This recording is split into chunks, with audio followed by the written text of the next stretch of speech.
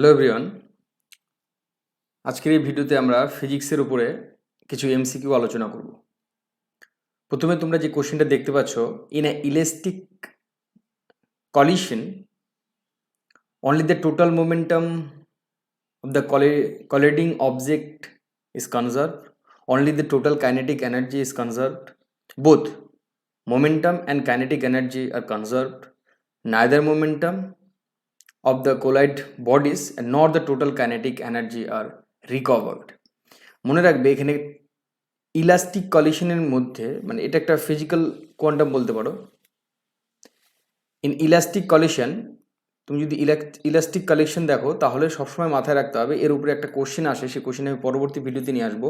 Elastic কালেকশনে তোমার momentum এবং কাইনেটিক এনার্জি সবসময় কনজার্ভ থাকে। ইলাস্টিক কালেকশন, ইলাস্টিক মানে তোমরা আশা করি জানো, সেখানে মোমেন্টাম এবং কাইনেটিক এনার্জিটা কনজার্ভ থাকে। তাই সেকেন্ড কোশ্চেন দেখো, an objective moving in a circle, ভালো করে খেয়াল করবে, of radius R with constant speed v has a constant acceleration toward the centre.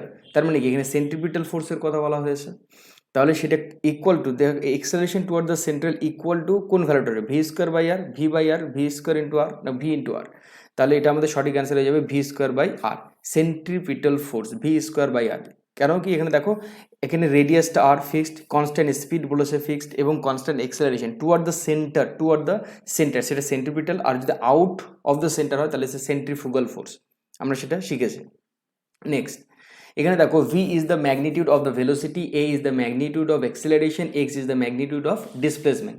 Then at the mean position, ভালো করে খেয়াল করবে কোন পজিশনে, mean position of the particle performing simple harmonic motion, at the mean position of the particle performing simple harmonic motion, then A is maximum, x and v is 0. A means আমি কি বলেছি,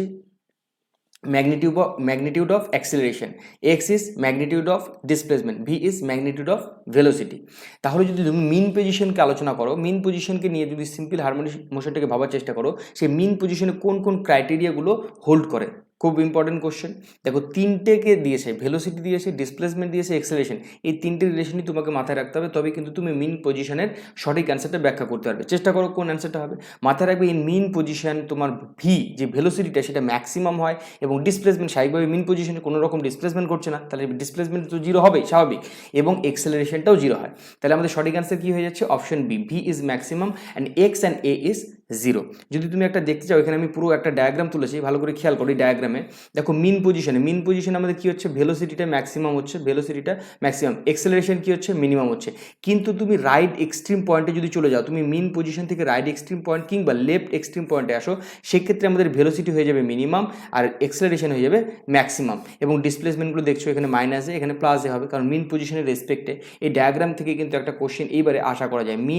তোমাদের মেন এক্সাম কিন্তু একটু difficult হবে আমাদের প্রিলি এক্সামিনের থেকে, তাহলে বিভিন্ন ধরনের কনসেপচুয়াল কোশ্চেনগুলো কিন্তু আমাদের বেশি করে ফলো করতে হবে। ওকে, নেক্সট কোশ্চেনে চলে যাবো আমরা। Equation of the motion of the particle is given by A equals to minus B X. আমরা জানি where A is the acceleration and X is the displacement from the mean position and B is any constant, then time period of the particle is, দেখো আমি প্রথমত তোমাকে বলতে চাই, আমরা যে দুটো ফর্মুলা জানি, দেখো ম্যাক্সিমাম এক্সেলারেশন, যে এগুলো যদি না জানো তাহলে দেখবে একটু। ম্যাক্সিমাম এক্সেলারেশন আমরা সেটা শিখেছি যে A is equals to omega square into X, that means displacement. আবার যদি তুমি ম্যাক্সিমাম ভেলোসিটি জানতে চাও, তাহলে আমাদের কী হবে, ম্যাক্সিমাম ভেলোসিটি যদি তুমি জানতে চাও, তাহলে আমরা এগুলো ফর্মুলা পড়েছি সিম্পল হারমোনিক মোশনে। ম্যাক্সিমাম ভেলোসিটি যদি তুমি জানতে চাও, তাহলে তোমাদের যে ফর্মুলাটা হয়ে যায় ওমেগা আন্ডার রুট এ স্কোয়ার মাইনাস এক্স স্কোয়ার, এই দুটো আমরা জানি। কিন্তু এখানে আমাদের দিয়েছে এক্সেলারেশন, এক্সেলারেশন দেখো এখানে বলে দেওয়া আছে A is the acceleration and X is the displacement. তাহলে আমি যদি এই ইকুয়েশনটাকে নিই, ভালো করে খেয়াল করো, আমি যদি এই ইকুয়েশনটাকে নিই, মানে আমি যদি তাহলে এই ইকুয়েশন একটা পাচ্ছি আর একটা হচ্ছে এই ইকুয়েশন, আমি যদি দুটোকে কম্পেয়ার করি, ভালো করে খেয়াল করো, আমার কাছে দুটো ইকুয়েশন আছে, একটা A equals to omega square X, আরেকটা আমার কাছে ইকুয়েশন আছে A equals to minus B X. আচ্ছা, বিটা কি কনস্ট্যান্ট, দেখো এখানে বলে দিয়েছে বি ইজ এনি কনস্ট্যান্ট।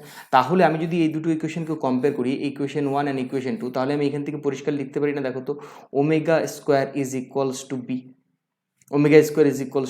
তাহলে এখান থেকে ওমেগা ইকুয়ালস টু আমি কি লিখতে পারবো, আন্ডার রুট বি। ওমেগার ভ্যালু আমরা জানি 2 পাই বাই টি, এগুলো প্রত্যেকেই জানো।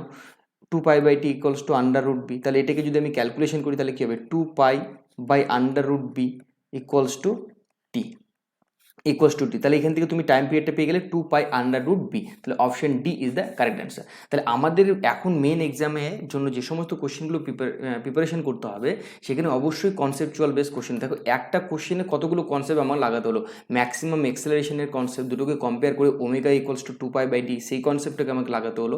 এই ধরনের কোশ্চেনগুলো কিন্তু আমাদের এখন ধীরে ধীরে প্র্যাকটিস করতে হবে মেন এক্সাম রিলেটেড। তাহলে option D is the correct answer for this question. Okay, next question, what type of semiconductor is used, ভালো করে খেয়াল করবে, what type of semiconductor is used, LED electronic circuit. LED electronic circuit আমরা পড়েছি, সেখানে কি ধরনের ইলেকট্রনিক সার্কিট আমরা ব্যবহার করি, intrinsic semiconductor, compound semiconductor, degenerate semiconductor নাকি কম্পেনসেটেড সেমিকন্ডাক্টর। আমরা এখানে কম্পাউন্ড সেমিকন্ডাক্টর ব্যবহার করি। কম্পাউন্ড সেমিকন্ডাক্টর আমি দুটো সেমিকন্ডাক্টর একটু আলোচনা করে তোমাদের বোঝাবো। দেখো ইন্ট্রিনসিক সেমিকন্ডাক্টর মানে একদম শুদ্ধ যে semiconductor, for example silicon, germanium, এগুলোকে বোঝায়।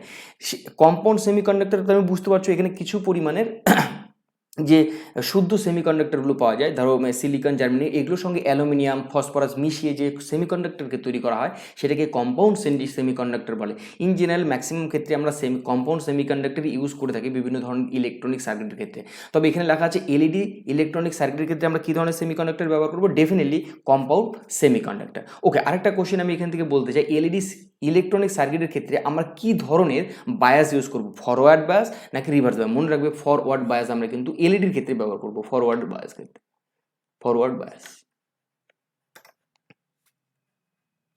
তারপরে নেক্সট কোশ্চেন তোমরা দেখো এবং ট্রাই করো, which of the following is the correct about photodiode. আমরা এলইডি একটা পড়লাম, এখন একটা ফোটোডায়োড পড়বো। Electronic device, PN junction connected in reverse bias. আমরা এখানে কি বললাম, এলইডিতে কিন্তু ফরওয়ার্ড বায়াস পড়েছি, ভালো করে খেয়াল করবে, এলইডিতে ফরওয়ার্ড বায়াসে কিন্তু আমাদের কানেক্ট করতে হয়।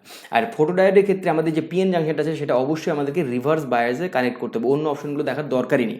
কেন কি, দেখো অন্য অপশনের রেসপেক্টে আমি যে পয়েন্টগুলো তোমাকে ফোটোডায়োড সম্বন্ধে লিখেছি, দেখো এখানে photodiode is a photoconductive cell, not photovoltaic cell. It is photoconductive cell. Next, external voltage is applied, photodiode ক্ষেত্রে external voltage is applied, এখানে বলেছে no external voltage is applied, এখানে লেখা আছে external voltage is applied and PN junction is connected in reverse bias. Electronal holes pair are generated by the photon in the depletion layer, বোঝা গেল। এই ধরনের পয়েন্টগুলো কিন্তু আমাকে জেনে জেনে পড়তে হবে। ফোটো ডায়োডের ক্ষেত্রে যে এখানে আমি তো একটা জানলাম যে পিএন জাংশনটাকে রিভার্স বায়াসে লাগা হয়, এছাড়াও এখানে এক্সটার্নাল ভোল্টেজ অ্যাপ্লাই করা হয়, পিএন জাংশনটাকে রিভার্স বায়াসে কানেক্ট করা হয় এবং ইলেকট্রন এবং হোলসের যে পেয়ার জেনারেট করে সেটা কার দ্বারা, ফোটনের দ্বারা।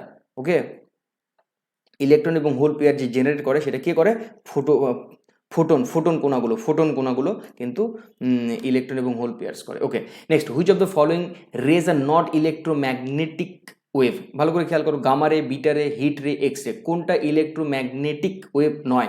আশা করি সবাই পেরেছো, এটা সঠিক আনসার হবে beta ray. Beta ray is not a magnetic wave. The direction in which electromagnetic wave propagate in is the same as that of E cross B vector, E vector cross B vector. Then the velocity of, next question, the velocity of electromagnetic radiation in a medium of permittivity mu naught and permeability mu naught is given by এটা 1 by mu naught by u naught, that is তোমাদের এই ফর্মুলাগুলো actually অনেক অ্যাপ্লিকেশনের মাধ্যমে আসে, এগুলো short type of question হিসেবে আসতে পারে। 8 নম্বর অ্যান্ড 9 নম্বর question is very very important electromagnetic wave থেকে। দুটো ফর্ম ভালো করে মাথায় রাখবে, ই ক্রস বি অ্যান্সার হয় সবসময়, কিছু দেখার দরকার নেই, E cross B is the correct answer. আর যদি এই ধরনের দুটো সিম্বল দেওয়া থাকে, মিউ আর এপসাইলন নট এবং মিউ নট যদি দেওয়া থাকে, তাহলে answer is 1 by mu naught and epsilon naught is the correct answer. Okay, next answer is which of the following is not conductor of electricity, কোনটা conductor নয়। ভালো করে খেয়াল করবে, এই জায়গাগুলো কিন্তু মিস করা যাবে না। Not a conductor of electricity, দেখো vinegar is a good conductor, lime juice অবশ্যই, সল্ট ওয়াটার ডেফিনেটলি, বাট সঠিক অ্যান্সার হবে ডিস্টিল ওয়াটার। এই কারণে দেখবে আমরা ল্যাবে ডিস্টিল ওয়াটার ব্যবহার করে থাকি, is a not conductor of electricity. Okay, semiconductor are substance which semiconductor কী ধরনের সাবস্টেন্স মানে কী ধরনের এটা এই ধরনের কন্ডাক্টরের মানে স্পেশাল ক্রাইটেরিয়া কি semiconductor is a one kind of conductor যেটা ভেরি লো টেম্পারেচার অনেক অনেক লো টেম্পারেচার এটা কিন্তু উইদাউট মানে নো রেজিস্ট্যান্স কোনো রকমের রেজিস্ট্যান্স এ অফার করে না with very low temperature also তাহলে এখানে লিখতে হবে offer no resistance to flow the current super conductor offer no resistance remember that no resistance to flow the current কোনো মানে একদম না কি বরাবর তোমার সুপার কন্ডাক্টর হচ্ছে রেজিস্ট্যান্স অফার করে okay next question electric wire are generally coated with polypropylene then polyvinyl chloride polyurethane নাকি পলিইথিলিন সঠিক অ্যান্সার হয়ে যাবে পলিভিনাইল ক্লোরাইড আচ্ছা আজকের এই ভিডিওতে আমি আপাতত এইটুকুই রাখছি মানে 12টা কোশ্চেন তুলেছি কোশ্চেনগুলো আজকে আমি শুরু করলাম তোমাদের এই সিরিজটা তো আমাদের অলমোস্ট বিভিন্ন ধরনের ফিজিক্স এবং ম্যাথের যে কনসেপচুয়াল ভিডিওগুলো আছে সেগুলো শেষ করা হয়ে গেছে যারা দেখোনি তারা অবশ্যই প্লে লিস্টে গিয়ে ম্যাথামেটিক্স এবং ফিজিক্সের যে পুরো চ্যাপ্টার ধরে ধরে ভিডিওগুলো করা আছে সেগুলো অবশ্যই কমপ্লিট করার চেষ্টা করো এবং আমি এখন রোজ আশা করি অল্টারনেট ডেতে ম্যাথামেটিক্স এবং ফিজিক্স এবং কম্পিউটার যে সাবজেক্ট আছে তোমাদের ইনক্লুডেড সেগুলো কিন্তু ধীরে ধীরে এখন আনার চেষ্টা করব কারণ এক্সাম আমাদের প্রায় এখন কাছাকাছি চলে আসে মোটামুটি 1.5 থেকে 2 মাসের মধ্যে ফাইনাল এক্সাম শুরু হবে তো আমার পুরো চ্যাপ্টার কমপ্লিট করা আছে আমার তুমি প্লে লিস্টে গেলে সেখানে পুরো ভিডিওর লিস্টগুলো পেয়ে যাবে তোমার হচ্ছে ফিজিক্সের এবং ম্যাথের পুরো প্লে লিস্ট দেওয়া আছে সেগুলোকে কমপ্লিট করার পর এই যে আমি এখন যে প্র্যাকটিস সেটগুলো কন্টিনিউ করব রোজ সেই প্র্যাকটিস সেটগুলোকে তোমাকে অ্যাটেন্ড করতে হবে এবং দেখতে হবে তুমি কতগুলো কোশ্চেন নিজে থেকে করতে পারছো যে কোশ্চেনগুলো নিজে থেকে করতে পারছো না অবশ্যই সেগুলোকে খাতায় নোট ডাউন করবে এবং বারবার করে প্র্যাকটিস করবে আমি একদম মেন এক্সাম রিলেটেড যেগুলো মেন এক্সামের সঙ্গে রিলেটেড কারণ মেন এক্সাম একটু টাফ হবে প্রিলি এক্সামের থেকে কারণ মেন এক্সামে মোটামুটি যে সমস্ত ছেলে মেয়ে পাস করবে বা যারা পরীক্ষা বলবে তারা একটু ইন্টেলিজেন্স ডেফিনেটলি তারা ফিজিক্স ব্যাকগ্রাউন্ড টেকনোলজি ব্যাকগ্রাউন্ড থেকে আসবে তো একটু টাফ টাইপসের কোশ্চেন আমাদের প্র্যাকটিস করতে হবে তো তুমি টাফ টাইপসের কোশ্চেন তখনই প্র্যাকটিস করতে পারবে যখন তুমি তোমার কনসেপ্টগুলো ক্লিয়ার রাখতে পারবে তো প্লে লিস্টে অবশ্যই গিয়ে ভিডিওগুলো দেখো এবং নিজের কনসেপ্টকে বিল্ড করো স্ট্রং করো তারপরে প্র্যাকটিস সেটগুলো লাগাতে থাকো ওকে তো আজকের এই ভিডিওতে এতটুকুই রাখছি পরবর্তী ভিডিও আসা পর্যন্ত তোমরা দেখতে থাকো এবং শিখতে থাকো থ্যাংক ইউ টেক কেয়ার